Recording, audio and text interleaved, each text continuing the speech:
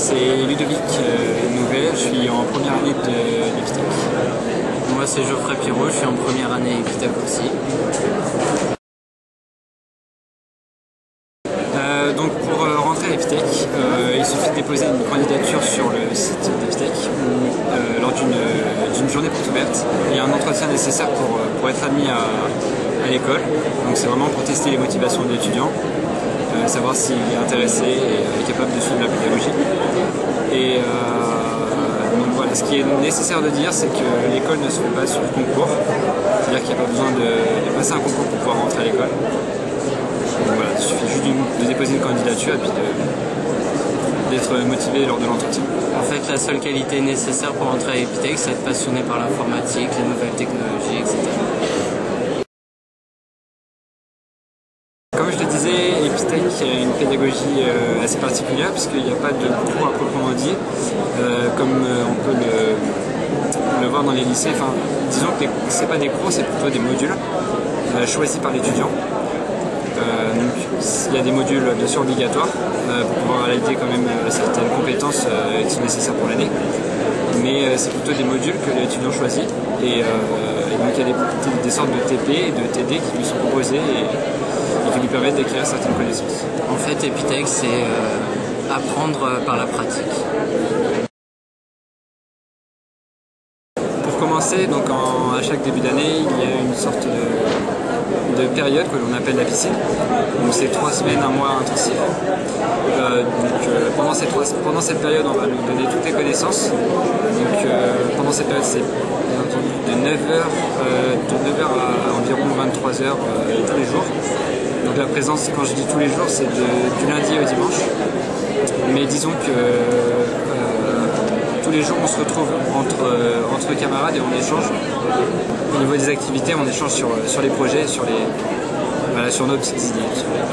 Moi personnellement, j'appréhendais un peu l'idée de partager avec d'autres étudiants. J'avais peur que certains réussissent beaucoup mieux que moi et déjà coder. C'était pas le cas du tout. Les gens qui ont déjà des connaissances, en fait, n'hésitent pas à les partager, à vraiment nous expliquer, sans tout de même nous donner la réponse. Ils nous donnent des chemins d'accès pour arriver jusqu'à la réponse, en fait. Oui, entre chaque année, on a des stages de 4 à 6 mois. Donc ces stages sont, bien sûr, doivent être pris en main par l'étudiant, c'est-à-dire toutes les démarches au niveau des CV et des demandes. C'est l'étudiant qui doit par lui-même fournir les CV et les demandes. Par contre, on a bien sûr des services de communication qui peuvent aider l'étudiant à suivre ces démarches et être un peu plus performant. Finalement, on peut dire que Epitech, ça nous forme vraiment à une vie d'entreprise, de par le nombre de stages qu'on a, que par son système de fonctionnement. On est très autonome, par exemple, on fait son propre emploi du temps, on décide de quand on doit travailler, on choisit quelle matière on veut faire, par exemple.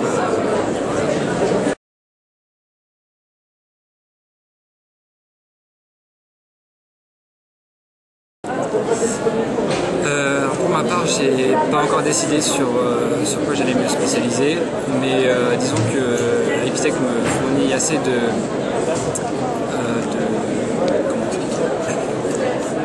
de contenu au niveau de la pédagogie et de l'apprentissage. On va dire que j'ai énormément de choix pour combler n'importe quelle fonction en ce qui concerne les carrières professionnelles. Donc on va dire que on peut se spécialiser assez facilement au cours de l'année.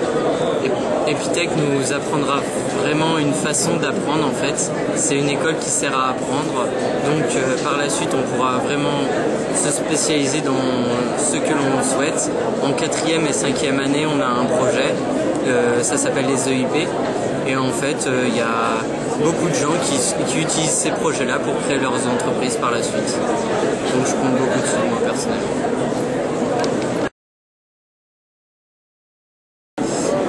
La motivation avant tout et voilà, la passion pour l'informatique.